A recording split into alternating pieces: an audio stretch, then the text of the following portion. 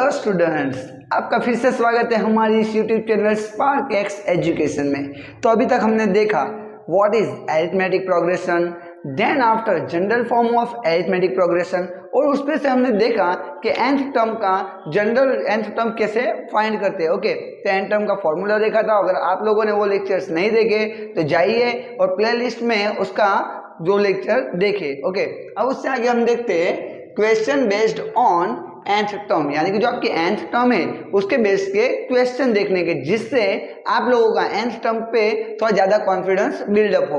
Okay, तो first of all हम लोग लिख लेते हैं कि nth टर्म का फॉर्मूला क्या था बच्चों, तो याद करो। तो आप लोगों को याद होगा क्या था, a N is equal to A plus in bracket n minus one into D.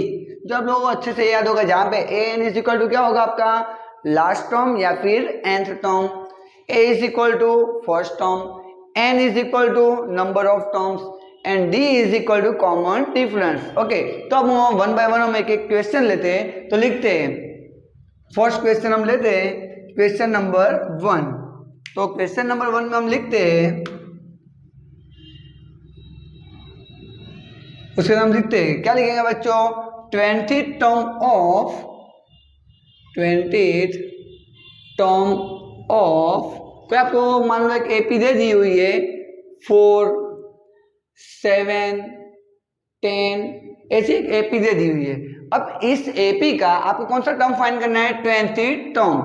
तो क्वेश्चन में आप लोगों को लिखा है 20th टर्म ऑफ 4, 7, 10 इज, क्या आपका 20th टर्म होगा। ओके, तो आपको पहले भी बताया बच्चों, कोई भी क्वेश्चन आए arithmetic progression, first of all हम क्या निकाल लेंगे, फर्स्ट टर्म यानी कि a, then after common difference d। तो चलो बच्चों निकालते हैं। यहाँ पे सबसे पहले आप लोगों को दिख रहा होगा a is equal to what 4। Okay, then after d find करने का फॉर्मूला हमें पता है a2 माइनस a1। a2 मतलब क्या है, सेकेंड टर्म, कितनी दी हुई है 7। जो आपको फॉर्मूला लिखना हो तो लिख सकते हो a2 माइनस a1। a2 कितना है 7 माइनस a1 फर्स्ट टर्म कितना दिया हुआ है 4, और हम जानते हैं a1 को क्या बोल सकते हैं a। तो फर्स्ट टर्म कितनी दी हुई है 4, then d is equal to a2 minus a1, वो निकालोगे आप लोग तो d इज इक्वल टू कितना मिल जाएगा आप लोगों को 3। कितना आएगा बच्चों 3, तो d इज इक्वल टू 3। अब a आ गया, d आ गया, इसके बाद कौन सा टर्म हमने निकालने का बोला है 20th। तो यानी कि यहाँ पे n आप लोगों को दे दिया हुआ है 20। Okay, n is equal to 20, क्योंकि टोटल टर्म्स कितने होंगे यहाँ पे 20th टर्म। तो अब 20th टर्म निकालने के लिए फॉर्मूला हम पुट करेंगे। तो फॉर्मूला बोलो बच्चों क्या है, a N is equal to A plus in bracket n minus one into d. चलो पुट करते बच्चों, ए एन की जगह पे कितना पुट करेंगे 20।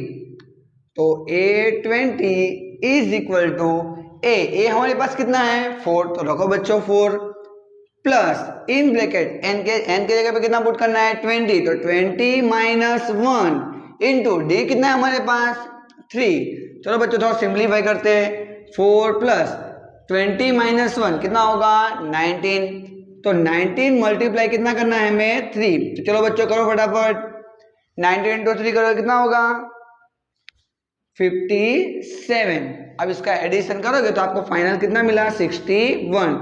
दैट मीन इसको आप लोग क्या बोल सकते हो कि जो आपकी अरिथमेटिक प्रोग्रेशन दी हुई है उस अरिथमेटिक प्रोग्रेशन का 20th टर्म कौन सा 20th टर्म कौन सा आ रहा है आप लोगों का 61, जो आप लोग खुद से भी फाइंड कर सकते हो बच्चों। अब एक क्वेश्चन सेम टू सेम इसी प्रकार का यहाँ पे अब आप लोगों को निकालना है 26th टर्म। ओके, यहाँ पे हमने 20 टर्म निकाला, अब आप लोगों को 26 टर्म खुद से निकालना है इसी एपी का, और वो कमेंट सेक्शन में बताना है कि 26 टर्म ऑफ 4, 7, 10 इज क्या मिल रहा है, वो जो ढूंढ के आप लोगों को कमेंट सेक्शन में बताना है। ओके, अब नेक्स्ट किस टाइप का और क्वेश्चन आ सकता है तो अब वो हम देखते हैं। ओके, तो अब दूसरा क्वेश्चन देखते हैं।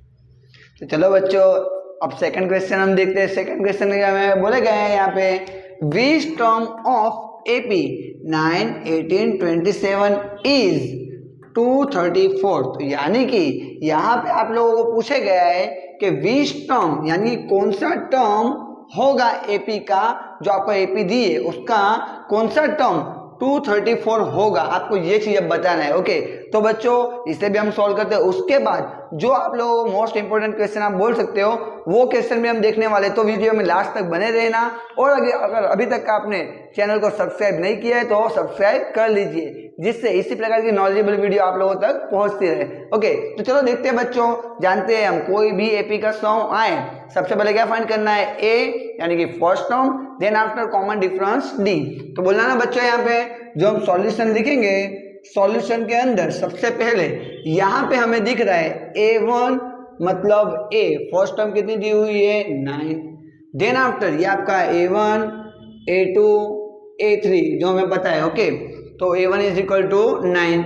उसके बाद D निकालते हैं, D का फॉर्मूला हमें पता है A2 माइनस A1 यानी कि second term minus first term. तो देखो तो बच्चों, वो निकाले बिना भी आप देख सकते हो यहाँ पे कितना कितना इंक्रीज हो रहा है, आप लोग देख सकते हो 9, 9 प्लस 9 कितना 18, 18 प्लस 9 कितना 27, यानी कि यहाँ पे 9 9 ऐड हो रहा है, तो इसका मतलब डी इसका 9 ही मिलेगा, और ऐड हो रहा है तो कैसा आएगा प्लस, कम होता तो क्या आता माइनस। ओके, तो यहाँ पे ऐड हो रहा है, इसका मतलब क्या आएगा माइनस में। ओके, तो ये जो सीक्वेंस है इसका आपका डी मिलेगा 9।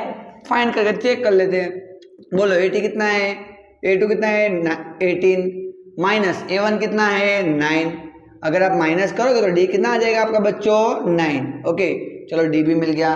अब यहाँ पे आप लोगों को कुछ ऐसा बोला है विच टर्म, तो क्या यहाँ पे हम एज्यूम कर सकते हैं, late assume nth term of AP, यानी कि ये जो एपी है उसका nth टर्म कौन सा है 234, ऐसा हम मान लेते हैं। कौन सा टर्म, nth टर्म, जो हमें n ऑफ फाइंड करना होगा। तो यहाँ पे हम एज्यूम कर लेते हैं, लेट एज्यूम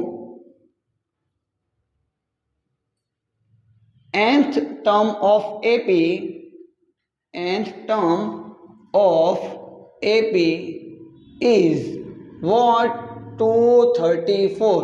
फिर से बच्चों हमने एज्यूम क्या किया है, कभी भी ऐसा आप लोगों को एक सीक्वेंस दे के पूछ लिया हो कि विच टर्म, तो हमें एज्यूम कर लेना है तुरंत कौन सा टर्म बच्चों, तो nth टर्म। ओके, तो late assume nth term of AP is 234, यानी कि जो nth टर्म है वो एपी का कौन सा होगा 234, हमने एज्यूम कर लिया। अब n के जगह पे कोई भी एक वैल्यू होगी वही हमें फाइंड करनी है। तो चलो बच्चों यहाँ पे अब हम जानते हैं nth टर्म या लास्ट टर्म उसको किससे डिनोट करते हैं हम लोग, an, वो कितना दे दिया हुआ है हमें 234, तो यहाँ पे an is equal to 234।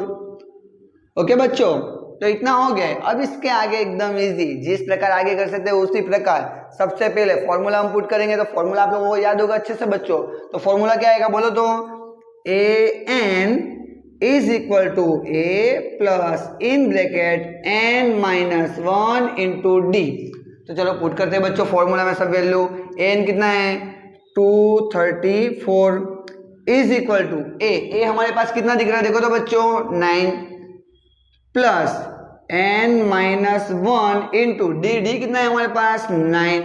Complete इतना बच्चों। अब इससे आगे थोड़ा इसको सिंप्लीफाई करते हैं, तो सिंप्लीफाई करके देखते इसका आंसर क्या आता है बच्चों। तो देखो 9 इधर प्लस है, इस साइड जाएगा क्या हो जाएगा माइनस, तो करते 234 माइनस 9 इज इक्वल टू क्या होगा आप लोगों को देखो तो बच्चों n माइनस 1 इंटू 9, इतना चीज बचेगा बच्चों। तो माइनस करो, माइनस करके बताओ आंसर क्या आएगा बच्चों इसका आपका 225। एक बार कैलकुलेशन कर लेना बच्चों, यही आ रहा है कि कुछ अलग आ रहा है, ये आंसर आ रहा है। तो चलो अब आगे देखते हैं, इन ब्रैकेट n माइनस 1 इंटू 9।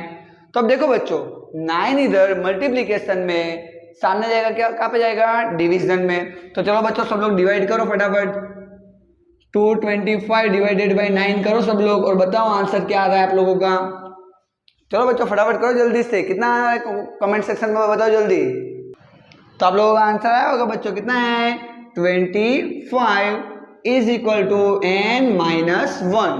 तो हम जानते हैं बच्चों, यहाँ पे नीचे आप लोगों को दिखता नहीं होगा बच्चों, तो यहाँ से निकाल देते हैं हम, यहाँ पे साइड में लिख देते हैं। तो देखो बच्चों इसको इससे डिवाइड करोगे तो कितना आ जाएगा आप लोगों का 25 is equal to n minus 1 इधर माइनस इस साइड जाएगा तो क्या हो जाएगा प्लस, तो 25 प्लस 1 कितना हो जाएगा 26। That mean n is equal to 26।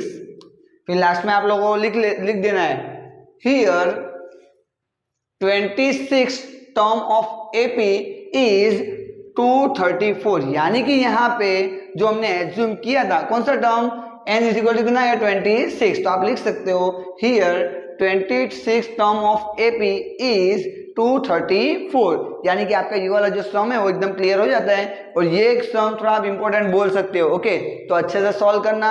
अब एक क्वेश्चन आप लोगों को इसमें का आपकी जो बुक्स है एग्जाम्पलर, एनसीईआरटी एग्जाम्पलर या फिर के बाद जो आपकी बुक्स जो प्रीफर करते हो आप लोग, उसके अंदर इसके बेस के क्वेश्चन होंगे जो आप लोगों को खुद से प्रैक्टिस करनी है। अगर नहीं आता है तो नीचे कमेंट सेक्शन में जाइए, वहां पे या फिर डिस्क्रिप्शन में नीचे चेक करोगे तो वहां पे आपको व्हाट्सएप नंबर मिल जाएगा, जहां पे आप लोगों को आपके कोई भी डाउट हो, कुछ आपका सजेशन हो तो वो आप लोगों को बताना है। ओके, अब देन आफ्टर और एक टाइप का क्वेश्चन देखते हैं जिससे आप लोगों को ये अरिथमेटिक प्रोग्रेशन पूरा जहन में उतर जाए आप लोगों के, बिल्कुल भी आप लोगों को अरिथमेटिक प्रोग्रेशन में प्रॉब्लम आनी चाहिए नहीं। ओके, तो हम सब टाइप्स के जितने भी अलग अलग टाइप्स के होंगे सब क्वेश्चन को कवर करने वाले। ओके, तो अब नेक्स्ट क्वेश्चन देखते हैं बच्चों। तो चलो बच्चों अब नेक्स्ट क्वेश्चन देखते हैं जिससे आप लोगों को ज्यादा कॉन्फिडेंस आ सके अरिथमेटिक प्रोग्रेशन में। ओके, तो then after we take third question. Third question में क्या बोला है, determine the AP whose fifth term is, fifth term क्या दे दिया बच्चों 10 एंड नाइन्थ टर्म इज 50। तो क्वेश्चन में आप लोगों को बोला गया है कि आपको एक ऐसी एपी डिटरमाइन करनी है कि जिसका फिफ्थ टर्म कितना दे दिया आप लोगों को 10 एंड नाइन्थ टर्म कितना दे दिया है 50। तो अब चलो बच्चों वन बाय वन प्रोसेस आगे करते हैं और देखते हैं क्या मिलता है। ओके, तो फर्स्ट ऑफ ऑल जो दिया है वो हम लिखते हैं। तो यहाँ पे फिफ्थ टर्म दिया हो तो हम जानते हैं बच्चों फिफ्थ टर्म को हम किससे डिनोट करते हैं A5।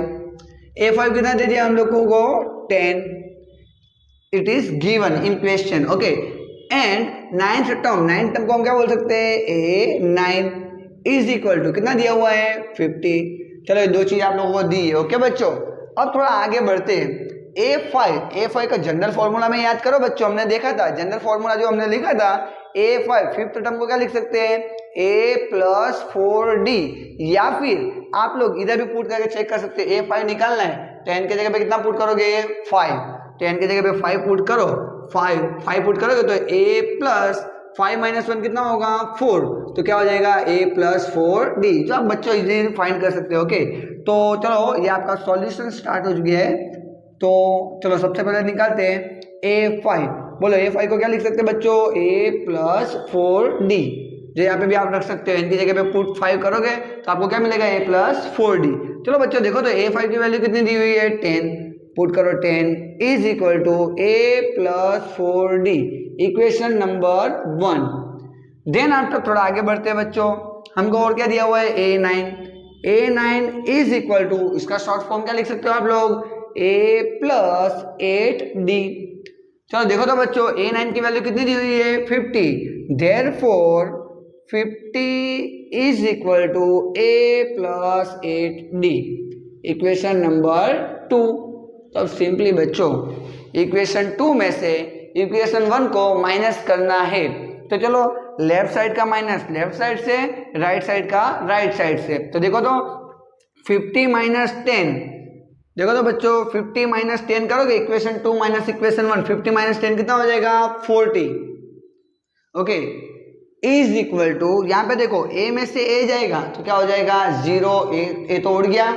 अब बचा क्या 8D में से 4D जाएगा तो 8D - 4D कितना आ जाएगा 4D।